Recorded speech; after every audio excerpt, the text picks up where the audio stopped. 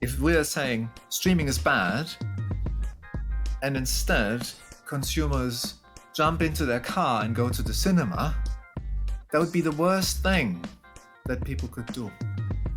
And same if we are saying streaming is bad and consumers swap to terrestrial broadcast, it makes hardly a difference in the short term to the energy consumption that is associated to the delivery of the service. Hello, and welcome to Environment Variables, brought to you by the Green Software Foundation. On our show, you can expect candid conversations with top experts in their field who have a passion for how to reduce the greenhouse gas emissions of software. I'm your host, Chris Adams. Welcome to another episode of The Week in Green Software, where we bring you the latest news and updates from the world of sustainable software development. I'm your host, Chris Adams. In this episode, we're joined by Dr. Daniel Schien, a member of the Green Software Foundation. Daniel teaches and researches sustainable software at the University of Bristol, England. Hey, Dan. Hi, Chris. Dan, if any of our listeners lurk on the Green Software Foundation forums or the kind of IETF e-impact mailing list, they might be familiar with you. But for folks who are new, would you mind taking a second to introduce yourself to the pod for our listeners, please? Sure. Thanks for having me. My name is Daniel Schien, and I, as you said, teach and research at the University of Bristol in the United Kingdom.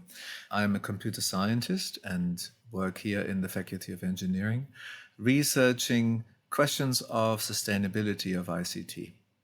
And here in Bristol, I'm part of a small but dedicated group of researchers looking at the environmental impact of ICT.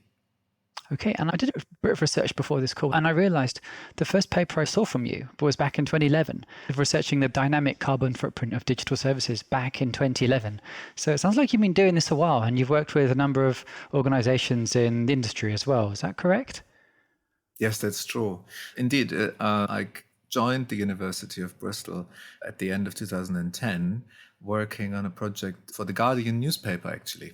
And at that time, they were interested in understanding the transformation of their business from a paper-based delivery to a digital delivery, reading the news online. And at that point, there were no methods, no existing similar analyses of the environmental impact from the distribution, starting at data centers over networks to user devices. And in this void, we help to come up with an assessment that can compare the quite well understood print side of delivering news with the digital version. Wow, okay. And you've worked with a few other organizations as well. And I think we're going to touch on that a little bit later on. So, wow, thank you for the little story about the Guardian. I had no idea that the Grawn was doing that stuff so long ago already, actually. Okay, cheers for that, Dan. If you're new to this podcast, folks, as mentioned before, my name is Chris Adams. I work as the chair of the policy working group at the Green Software Foundation, and I'm also the executive director of the Green Web Foundation, a Dutch non-profit working towards an entirely fossil-free internet by 2030.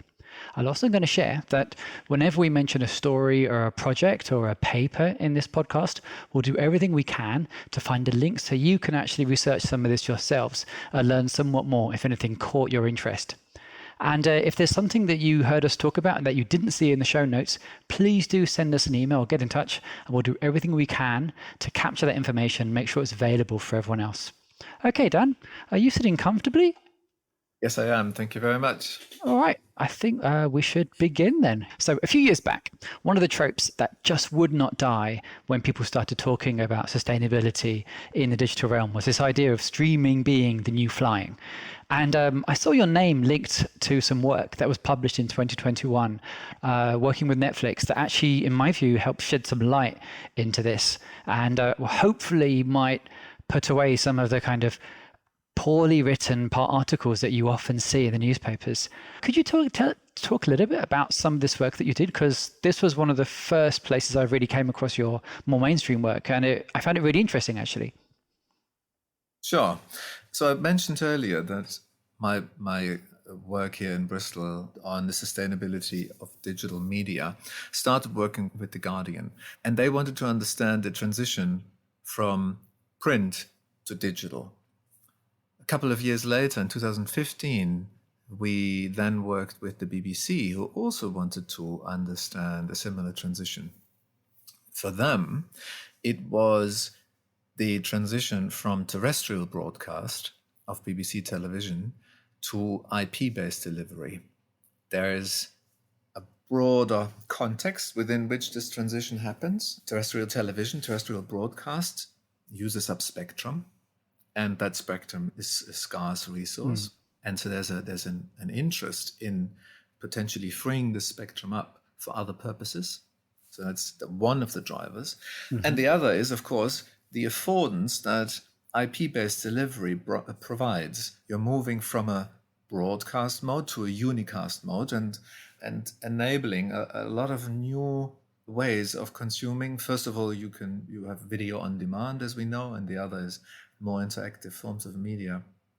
However, there was a concern about the environmental implications of it, and this concern was born just out of a lack of knowledge. At that time, the colleagues at the BBC, they of course had very good understanding of the energy consumption of the servers they were operating themselves.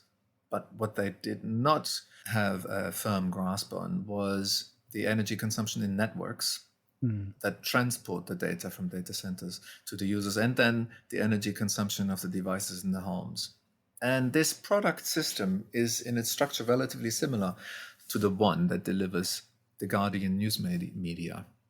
So we could leverage some of the methods that we developed in the work before to then come up with an assessment model that then helped develop an estimate of the energy consumption for delivering BBC television over IP.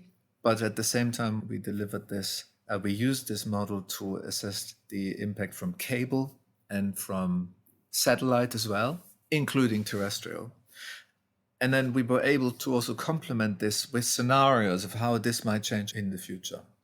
As the technology becomes more efficient, as the energy transforms, becomes more green, and as user behaviors change. So this was a really, I think, a very successful collaboration.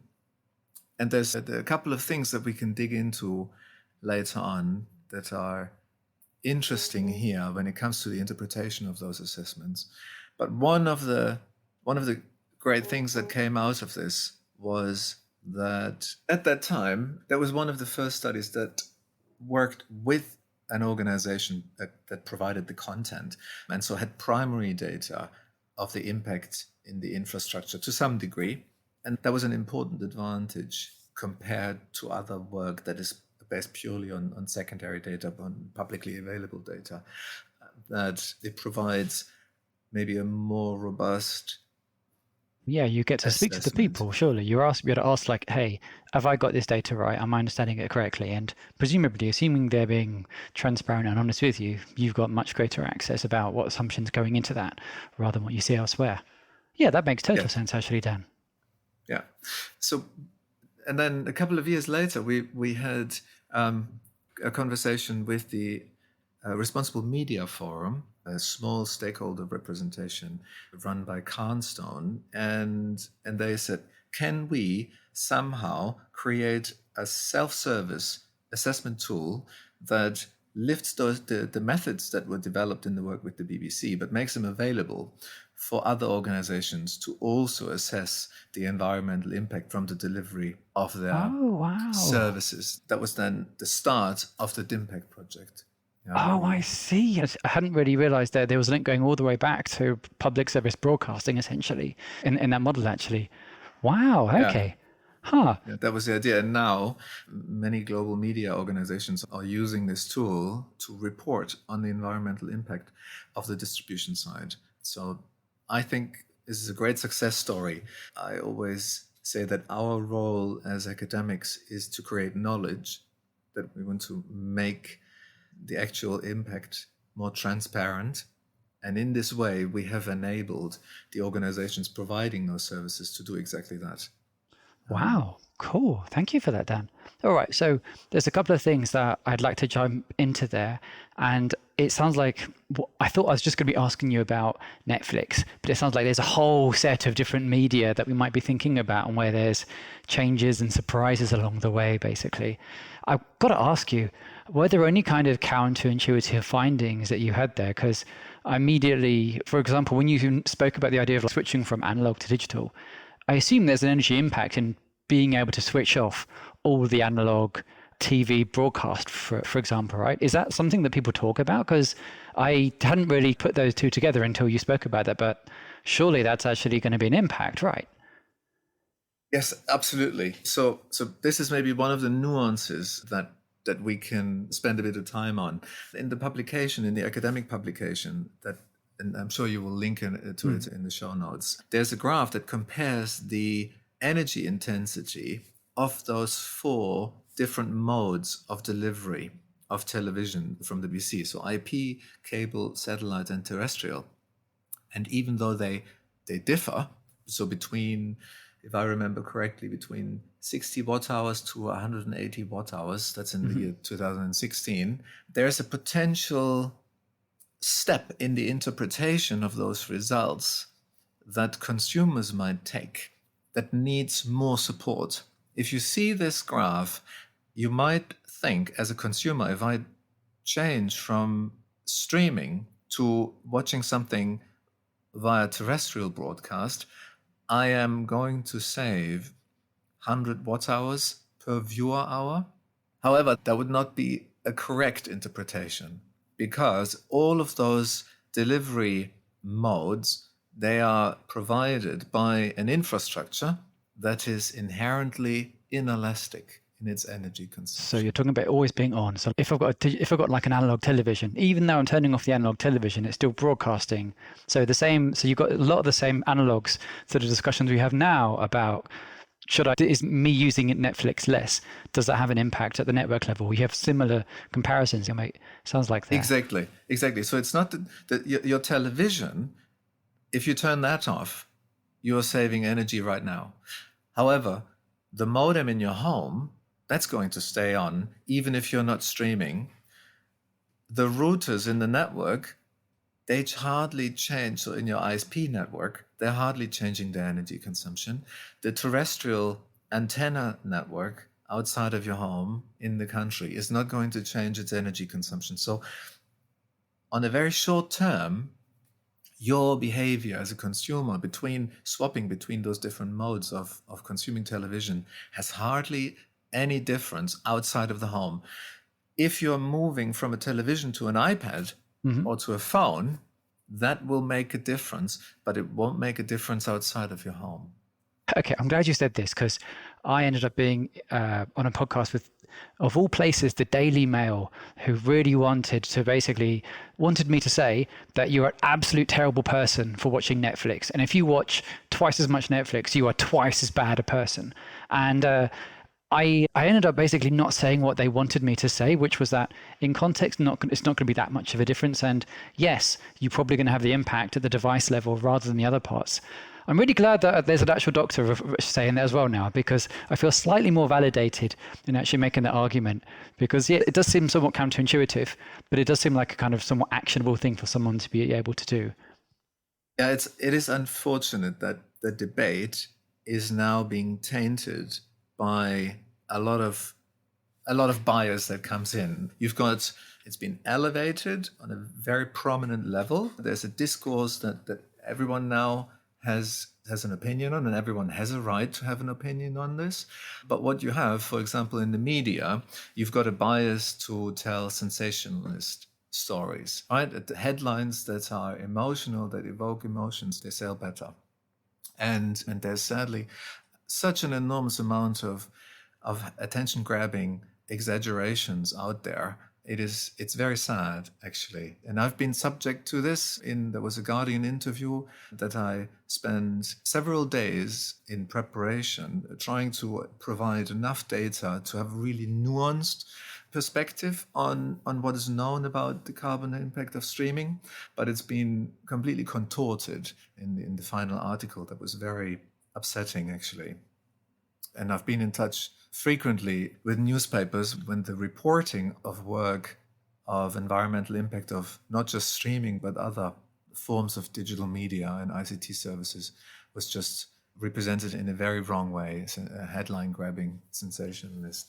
So there's no silver bullet to preventing misinformation. It is really a Sisyphus kind of work. These tropes, they come back again and again. And there's some work where the scientists that carry out the work apply methods that aren't robust, that are still under development, and that happens. That is the nature of research and of knowledge evolving over time, our understanding improving. But then once the work has been written down in academic articles, then there is the interpretation and the presentation of that work in the public sphere or in the political sphere or elsewhere that potentially provides another layer where there's risk for misrepresentation. This is particularly relevant given the fact that we're seeing an explosion of laws being passed specifically around this stuff right now, both for and against a bunch of this stuff. We've seen this week, I think even yesterday in Germany, where I live, we've seen what translates into English as the energy efficiency law, specifically referring to data centers. And you see the same thing at the European level as well. So you do see a real role for kind of people's interpretation of this. And I actually wanted to ask you, because we spoke about some things which are like counterintuitive. I wonder how much of this you think might be related to the kind of mental models that people have. Because a lot of the time, the mental model that you might have when thinking about digital sustainability or like using a digital service, I can see why you would bias it towards the use that I see being the thing that has the most impact, for example. And I wonder, are there any papers or any reports or any guides that you've seen that help form a different mental model to make sense of this, for example? Yeah. So I want to maybe prefix this by saying that I don't want to be interpreted by saying that there's no environmental impact from our consumption of digital media or of ICT goods. There is uncertainty in the existing assessments, but I think those that position the impact of the sector, the present impact of the sector, in the order of 2 to 4%, they're probably reasonably robust to work with. And those 2 to 4%, they are high enough that the professionals working within the sector need to do something about it. Now, this is 2 to 4% of global carbon emissions, what you're referring to here in this case, yeah? Exactly. Okay. Exactly. Yeah. So of the 50 or so gigatons of anthropogenic greenhouse gas emissions per year, about 2 to 4% are allocated to the use of ICT services and the making of devices. And that's too much. We need to do something about it, especially as the rest of the economy hopefully decarbonizes and as our use of ICT increases. So the dynamics that are at play here going forward, we need to pay attention to so that we can keep this in check.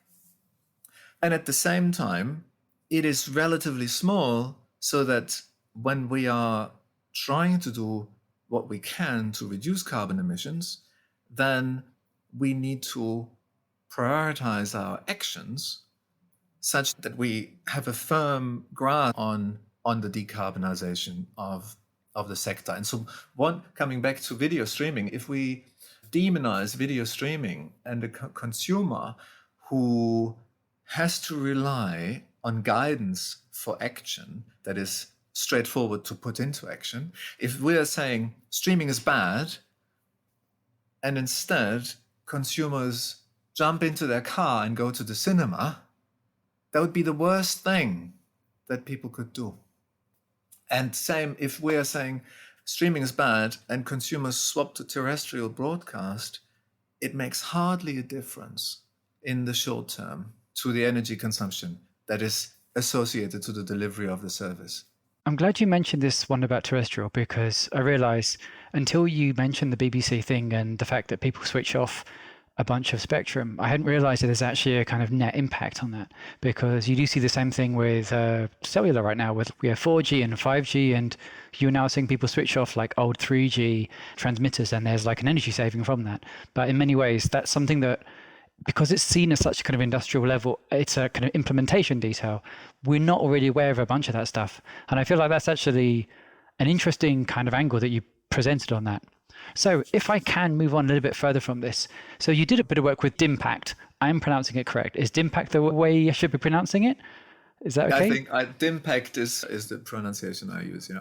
Okay, now, and Dimpact, as I understand it, you mentioned there's a firm called Carnstein. They provide like services around this, but the methodology is entirely open for other people to actually implement and use as well. And as I understand it, you were on the advisory council with some of that, along with a number of other academics. So there was some guidance you were sharing for them as they were developing that. Is that correct?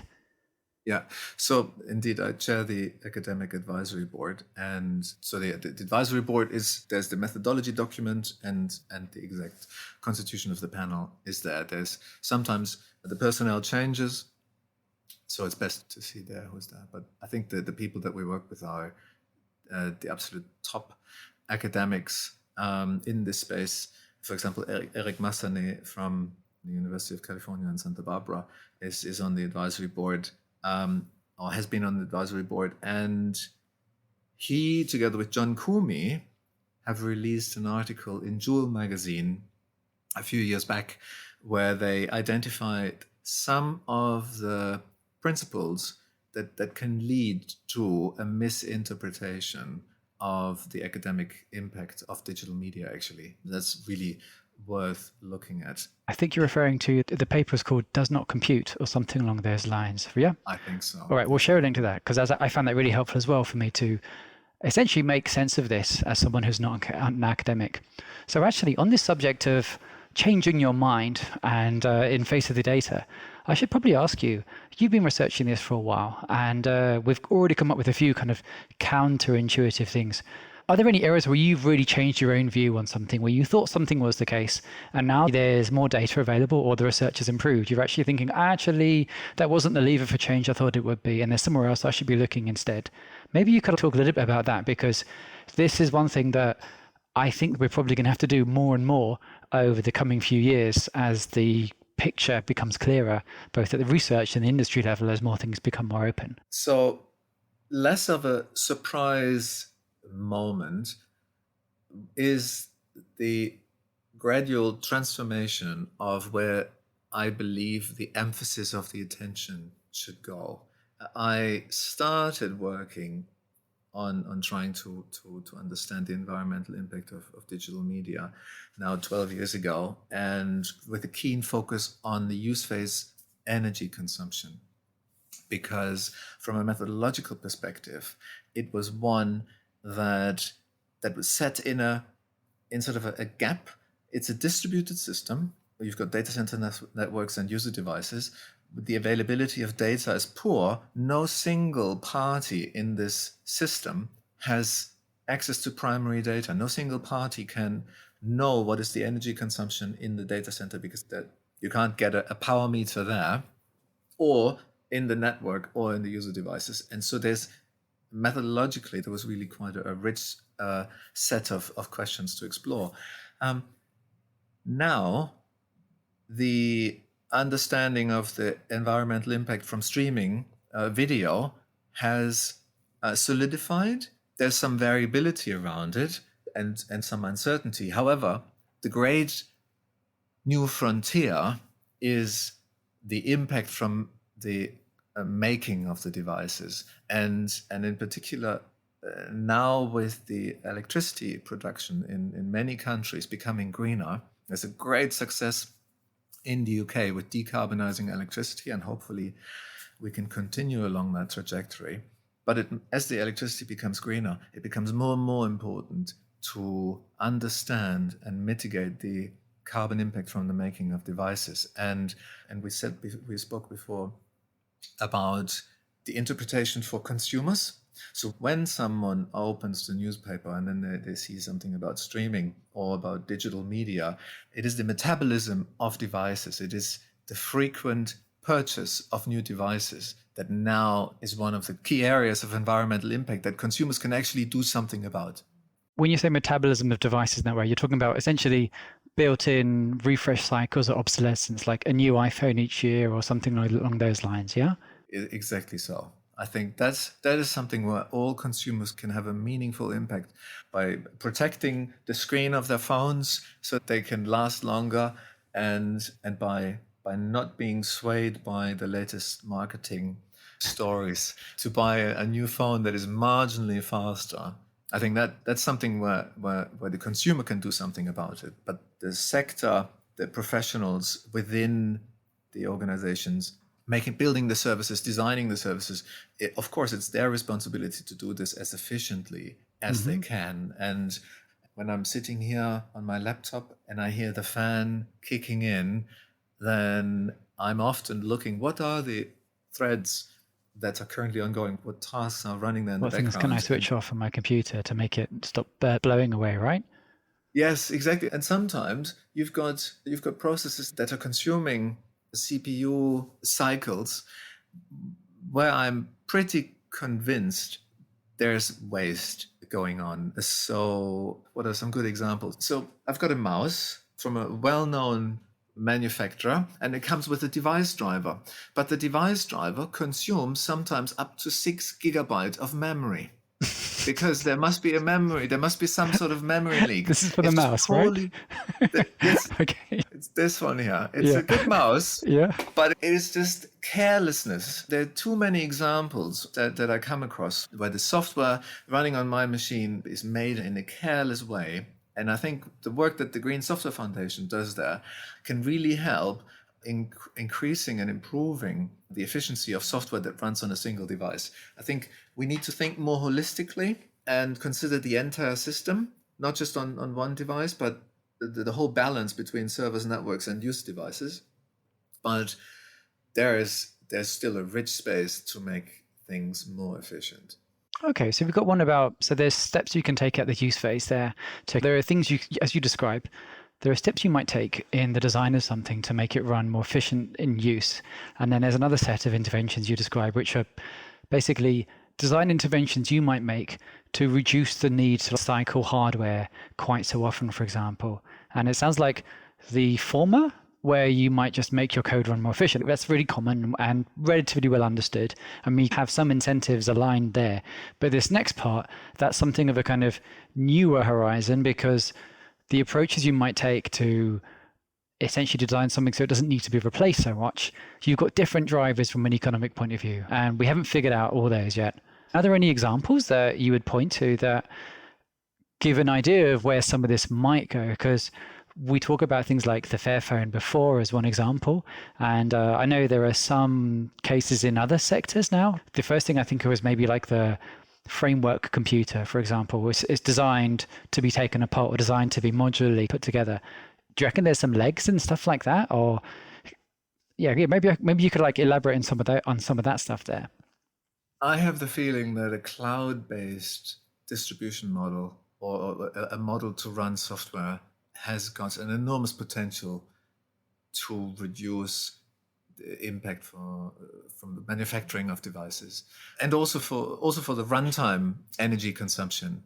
Just the maintenance of applications that are distributed over a traditional model where you've got a sort of a fat client living somewhere on a customer device, for an organization constructing software has enormous implications for the maintenance, for the ongoing support. Whereas if you have if the software runs in the cloud, then just by the interface that you have over the web, the cloud software provider has much higher control over the anatomy, the architecture, and the implementation and the evolution of the software to make it more efficient. So to make some of this more concrete, let's say that you wanted to do something at a hardware level. You could buy a really fast machine, for example.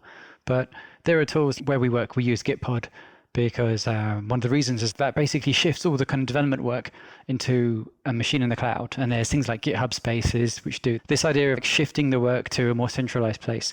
That's what it sounds like you're talking about. And that might be easier to green, for example, as well.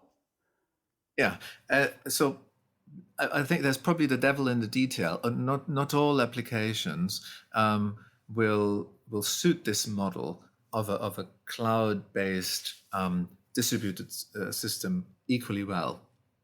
But if you can have a thin client to just access that cloud service, for many applications, I believe there's the opportunity to then hold on to this thin client for longer.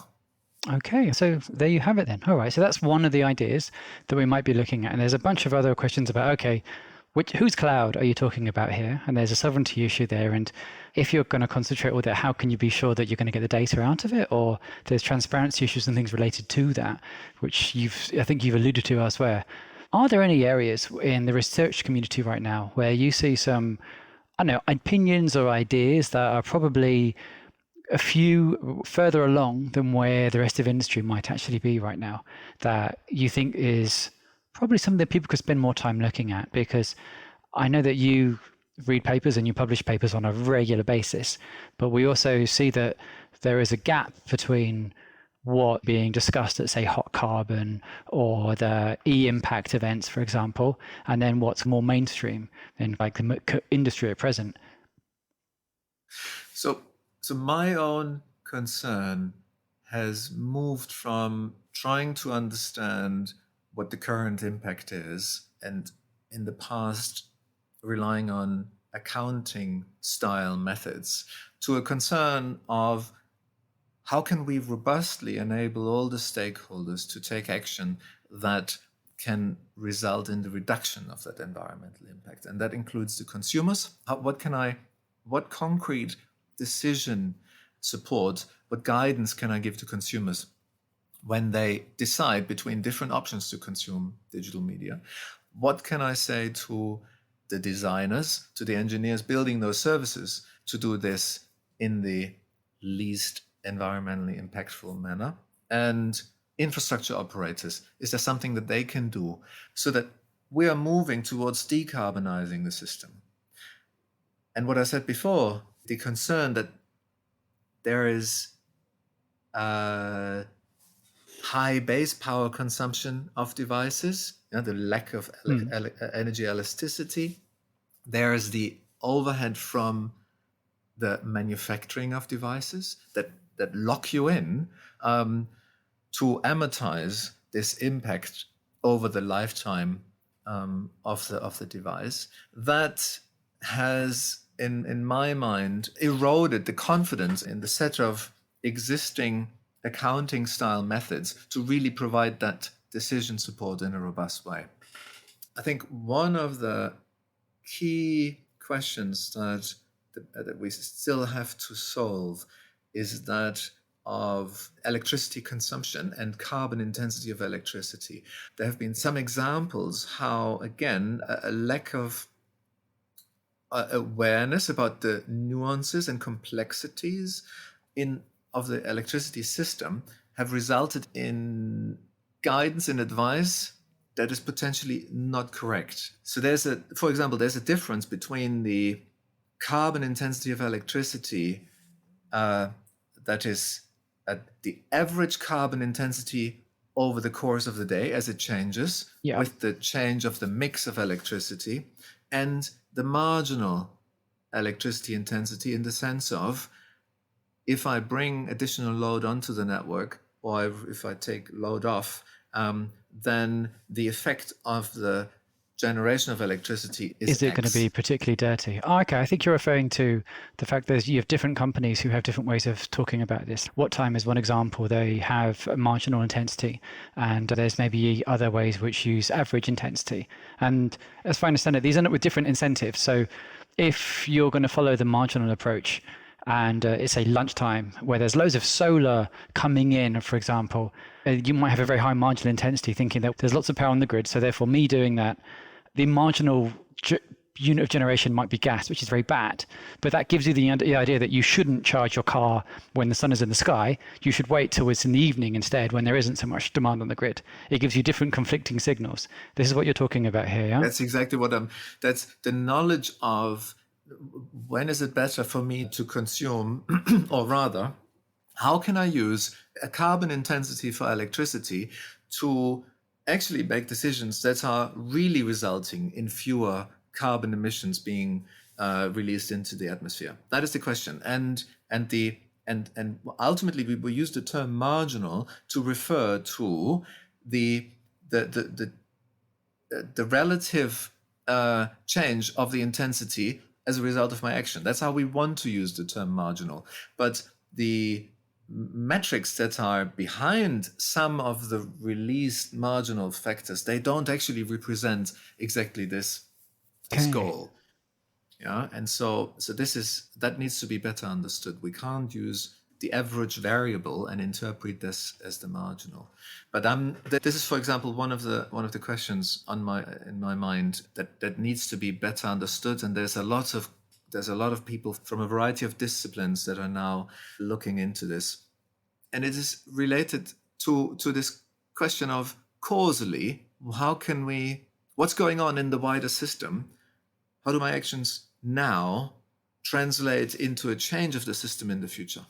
I see. So this is one about the timescale that you might have. So on a very short term, this might make sense. But in a longer term, it may be that, let's say we had this example of don't use being in center with a number telling you not to do something when there's loads of sun in the sky. It may be that in the long run, it makes more sense to actually have a signal for demand so that people just build loads more solar there.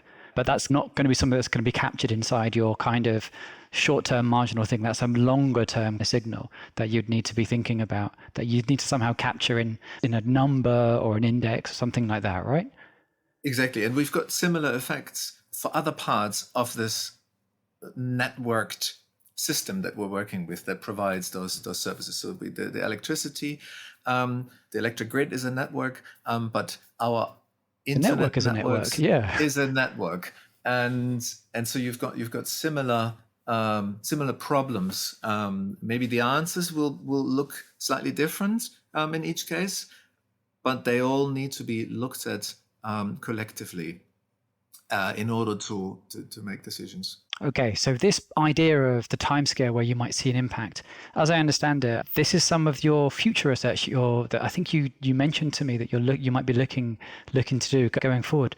Is there a chance maybe you might touch on a little bit about that? Because as we just round off the hour, I feel like it might be worth asking you, like, where you feel some of the more kind of promising and really interesting areas of research are. Based on what you said so far, it sounds like there's probably I've got a good idea, but maybe you might just talk a little bit about where you expect some of this research to go, because, oh yeah, congratulations. I saw a chunky grant landed for this kind of research, and I'm very excited to see where it goes now. Yeah, thank you very much. Indeed, I've been very pleased to have been awarded a research grant to investigate a change-based perspective to the environmental impact assessment for digital services. So everything that we said before around the complexities in the system that prevent us from making drawing easy conclusions with the existing methods. We want to now work together. We've got a really fantastic set of partners that have that primary data to allow us to understand robustly what is the current impact, and then also evaluate what is the future impact. And together with the engineers working in those organizations, we want to have conversations that help us understand what's going on when digital services are being designed and their interaction with the network. It's the relationship between the service and the infrastructure and the consumption that we want to untangle. It's this dynamic system and how it changes over time. And that's uncertain to some degree. What is in the future will always be subject to some uncertainty. But unless we dare to ask those questions and understand the basic principles, we're leaving this entirely to chance. And that really is a risk to our ambitions to decarbonize all parts of the society. Yeah, so very happy that I've been trusted with this piece of work. And here's a call out to listeners. If you're interested to work in this space, we are looking for researchers to join us. There will be ads for a job for a senior research associate coming out into the future. And Chris might be able to include. Yeah, we'll be very happy to notes share any once links this to comes this, especially if we get to use some of this research ourselves going forward, because as you say, we've been struggling as a practitioner when I work in this field. It's very hard to figure out, okay, what am I going to do in the short term? And then what are the things I need to do that work on the longer or medium term? Because I work in an organization which has a 2030 deadline for an entirely fossil-free internet, but also we also have like science-based targets. Like the science is informed, basically the industry is saying that we need to halve emissions globally by 50%, particularly in the tech sector, by 2030. And there are some papers and things being published to give some indication of this, but as you've described, Daniel, there's a lot more to it than that. And the more we can actually have to influence policy, the better in this way. In this way. Okay, Dan. I've enjoyed diving into the weeds with you like this. I just want to ask, as we round up, if people have found any of this interesting or would like to continue some of this research, where should they go online to find out more about either your work or some of the papers and things that you're describing? So we'll add the show notes, but is there a particular place you would direct people to? So maybe a good starting point is our 2019 Kai paper on YouTube, where we carried out an evaluation of a design change to YouTube that can reduce carbon emissions. Now, this has been done purely with publicly available data. YouTube was not part of this, and so there are assumptions in there and some uncertainty, but methodologically it describes quite well the general approach. It's also important to note that in this model, we are using an allocation-based approach to estimating the energy consumption of the network and the changes. We're transparent around this and the shortcomings of it. So it needs to be seen in perspective, but broadly, I think that's a good text to start with. Great. Okay, thank you for that. All right, Daniel, I just realized that you were also the author of the Low Carbon Kubernetes Scheduler piece of work that was influenced a bunch of nerds inside the GSF. We'll have to talk about that another day, about going from Kubernetes to low carbonetes. But Daniel, thank you so much for spending the time on this. I've really enjoyed nerding out with you on this, and I'm pretty sure we're going to have a bunch of really interesting links and papers for anyone who's fancies doing some more research from here. So once again, thank you, Daniel. All right. Thank you so much, Chris. Lovely seeing you again, and take care of yourself. Have a lovely weekend. Likewise. Thanks a lot. Bye-bye. Hey everyone, thanks for listening. Just a reminder to follow Environment Variables on Apple Podcasts, Spotify, Google Podcasts, or wherever you get your podcasts. And please do leave a rating and review if you like what we're doing. It helps other people discover the show. And of course, we'd love to have more listeners. To find out more about the Green Software Foundation, please visit greensoftware.foundation. That's greensoftware.foundation in any browser. Thanks again, and see you in the next episode.